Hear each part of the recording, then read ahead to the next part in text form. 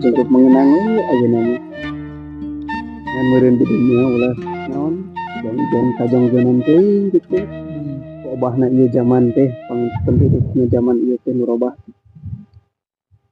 soalna naon bisi kabawa caah kabawa palid gitu ku obahna ieu dunia adalah kabawa kiruhnya gitu di dunia orang kebiasaan baheula ngeureun oke damel katanya kebiasaan urang meureun baheula contoh meureun dina cara ngadidik nu janten sepuh meureun nya anggo di zaman ayeuna gitu di dunia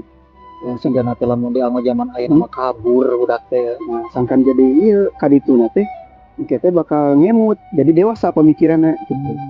lamun nerapkeun ayeuna warah pendidikan oh biasa kareng udun